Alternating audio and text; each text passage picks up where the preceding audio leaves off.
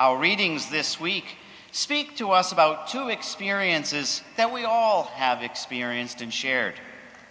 That is to say, the experience of arriving to some destination and the experience of being sent. And I'd like to focus on the idea of being sent today in my homily. During the early days of the pandemic, I remember being sent to the grocery store to pick up some few things for our house. Now, usually, when I'm sent to the grocery store, I am sent with a list of things to buy, and that makes sense.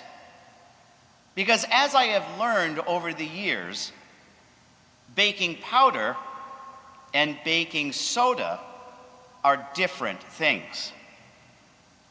But for whatever reason, this time I was sent to the grocery store without one. But I had a rough idea of what I was told to get. And I admit, I probably should have written it down. So when I entered the grocery store, I saw a number of things that technically were not on my list, but were, at least in my mind, necessary.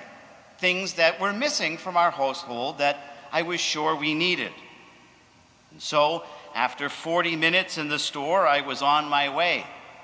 And arriving home, proudly with bags in hand, I handed them over to my wife, Cindy.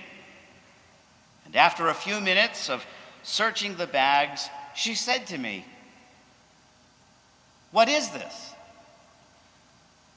You see, I had been sent to get milk, Cheerios, butter, and some blueberries. What I returned with was chocolate pudding, a can of whipped cream, the kind that you spray, 2 bags of Chips Ahoy, which were on sale, 2 bags of pretzel bread, a new type of Hawaiian salsa that I'd never seen before but sounded intriguing, a crunchy peanut butter that I remembered from my childhood, a few cans of creamed corn, a small bag of Hershey chocolate dots, a bottle of cranberry grape juice, and a gallon of fat-free milk, because I was watching my diet. Well, to make a long story short, I was sent back to the grocery store, but this time with a list. Now, why do I tell this story? Well, the gospel today from Luke tells us that Jesus sent his disciples out ahead of him in pairs of 2, which I can only assume was done so that if one of them had forgotten what they were intending to do in those towns and villages, the other would remember. Luke tells us that at that time the Lord appointed 72 others whom he sent ahead of him in pairs to every town and place he intended to visit. He said to them, "The harvest is abundant, but the laborers are few. So ask the master of the harvest to send out laborers for his harvest. Go on your way." Now, the disciples who traveled to these towns and cities and villages, they probably didn't know what to expect. They probably had a rough idea of what they would accomplish there, and maybe perhaps even a plan or a list of things to do. But as we have all experienced, that sometimes even the best laid plans change. And those changes are indeed part of God's plan in some way that at times may really feel mysterious to us, but nonetheless are equally important as part of God's plan. Now, over the last week, some young men and women from our parish community, along with some other young Catholics from Our Lady of the Lake Church in Leominster, traveled with us in our Youth in Action mission program to Port Chester in New York. And there they worked with the community to really transform the lives of the people they served.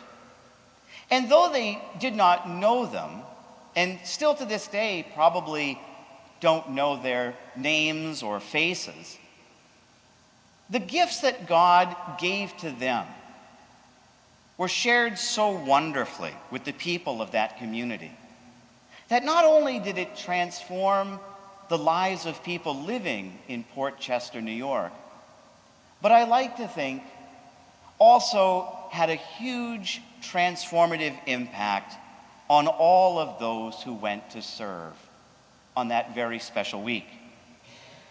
And I would like to take this opportunity to invite Trevor, who has been on several YIA or Youth in Action mission trips, to come up and share a little bit about his experience and what the mission to Port Chester meant to him.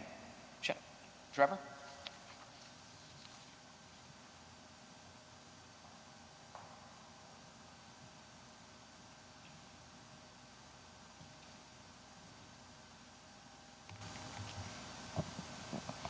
Before I read what I wrote, I just want to give a little preface. I wrote most of this on the 4th day of our trip. So much had been going on, and I knew I was going to wind up writing a letter, so I didn't want to forget anything. So I sat down in the living room of the rectory where we were staying, and I just started typing and going and going and going until I felt I'd spoken most of what I wanted to say. Now, we spent a week there, and I don't think I can do true justice to how much had happened, but I just want to give an idea of how much it impacted me personally. So, Youth in Action is 7 days, but it was probably the most impactful 7 days I've had. We have a theme every trip, and this one's was We Are the Body. But personally, I had my own theme. I had 3 themes, really. 3 phrases that define the trip. He was one of us, if God had one fear, and think like a monk. I want to explain each one of them, and I'm personally going to start with Think Like a Monk. On the first day of service, we had my team go to a Catholic school in the area.